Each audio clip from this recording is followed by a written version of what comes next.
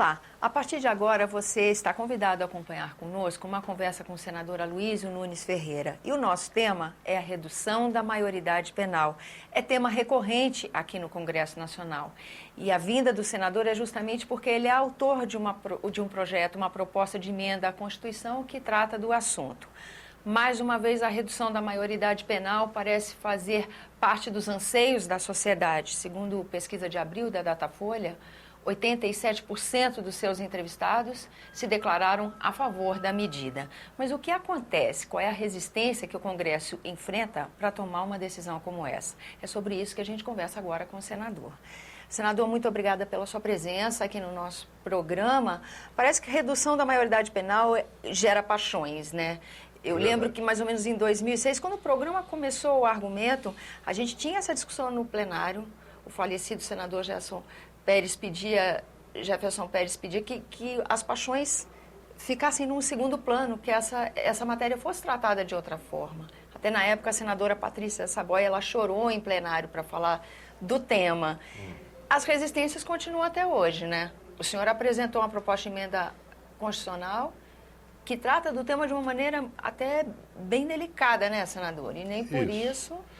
A minha proposta é uma proposta, digamos assim, que leva em conta o caráter passional dessa disputa e procura trazer uma solução moderada para o tema da redução da maioridade penal. A Câmara dos Deputados aprovou agora recentemente, a Câmara não, a Comissão de Justiça da Câmara, e agora tem que continuar a tramitação da proposta, uma proposta de emenda à Constituição reduzindo de 18 anos para 16 anos a idade de responsabilidade penal, para todos os casos. Né? Isso ainda vai caminhar na Câmara, está lá em tramitação. Eu apresentei no Senado uma proposta que mantém a regra dos 18 anos. A regra geral, maioridade penal dos 18 anos. Mas a minha proposta abre a possibilidade da aplicação da lei penal já a partir dos 16 anos em determinados casos. Que casos são esses? Casos em que o adolescente acima de 16 anos comete um dos chamados crimes hediondos, que são aqueles crimes para os quais a própria Constituição exige uma punição mais pesada, como homicídio qualificado, como sequestro, estupro de vulnerável, né? Crimes realmente que a própria Constituição, terrorismo, né? Que a própria Constituição exige que sejam punidos com maior severidade. Então, nesses casos, a lei penal pode ser aplicada.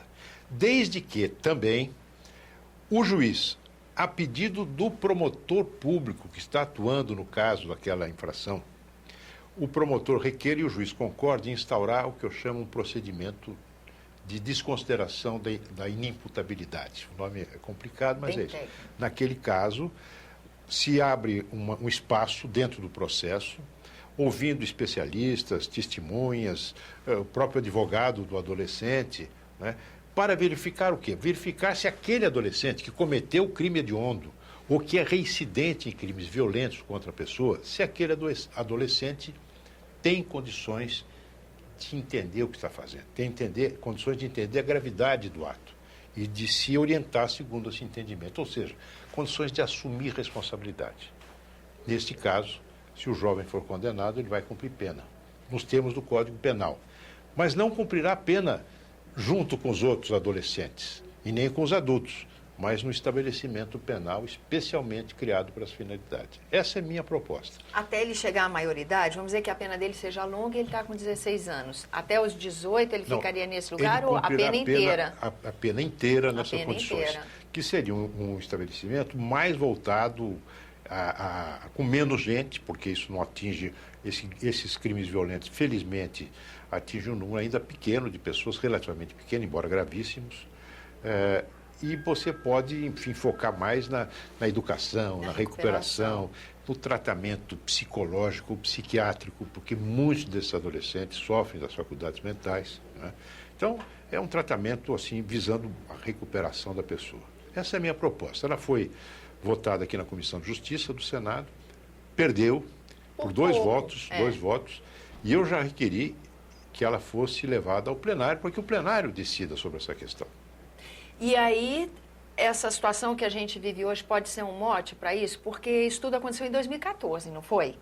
O quê? O pedido para que a proposta de emenda à Constituição fosse encaminhada a julgamento do plenário. Isso, 2014. Foi exatamente num dia em que estiveram aqui no Senado os pais de uma jovem que foi assassinada brutalmente aqui em Brasília. Acho que o nosso telespectador talvez se lembre disso. O caso é o seguinte: uma jovem tinha um namorado, o namorado a convidou para dar um passeio, e durante o passeio ele saca a arma e atira no rosto da namorada, mata a namorada com tiros na cara. E filma a execução com o celular. E põe este filme nas redes sociais, justificando o assassinato da menina, dizendo, olha, é assim mesmo, porque ela estava gostando de outro, queria me abandonar e tal, ciúme. Uma coisa horrível. E mais, ocultou o cadáver da moça.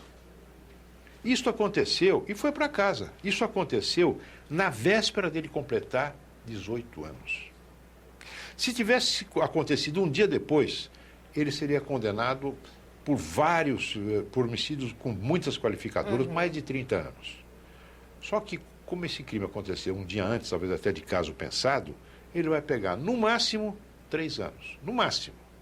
E quando sair do estabelecimento socioeducativo, não da cadeia, ele sairá com a ficha limpa e poderá ser contratado para trabalhar numa creche. Não é correto um negócio desse. Então, os pais dessa jovem vieram aqui ao Senado e estiveram com o presidente Renan. E disseram, presidente, vamos encontrar uma solução. Um apelo, né? E o presidente Renan, então, disse que ia colocar isso em votação. Já faz um ano. Eu tenho cobrado, eu espero que isso seja votado, porque é uma solução de bom senso. E fora dizer que esse menor que o senhor cita o exemplo, o tempo em que ele cumpriu a pena, ele ficou convivendo com outros menores, às vezes até simplesmente menores abandonados, né? Porque na Fundação Casa essa convivência é possível. É possível. Mas aí você está tocando num ponto muito delicado. É preciso que as autoridades que são encarregadas de aplicar o Estatuto da Criança e Adolescente, em vez de aplicar direto a penalidade de internação, aplique, quando for o caso, outras penalidades que são mais suaves e que talvez sejam mais, digamos, eficazes do ponto de vista da correção de um garoto que cometeu uma infração menor, uma bobagem qualquer, do que colocá-lo na internação. Né? Você tem advertência, você tem prestação de serviço à comunidade, você tem proibição de frequentar determinados lugares, entendeu?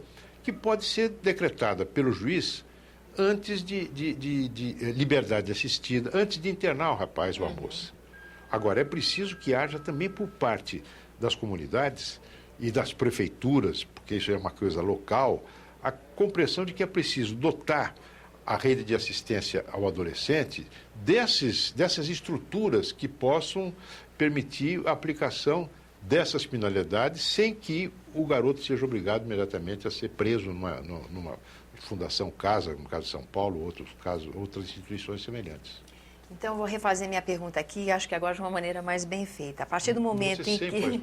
Imagina, senador, eu acho que eu fiz uma pergunta meio confusa, mas assim, a partir do momento em que a Câmara provoca essa discussão, passando o tema pela Comissão de Constituição e Justiça da Câmara e abrindo uma comissão para tratar do assunto, isso é uma motivação a mais para que a proposta de emenda à Constituição do senhor chegue logo a plenário? Eu acho que é uma motivação a mais, porque é uma forma de nós evitarmos um eventual confronto entre as duas casas e caminharmos por uma solução positiva.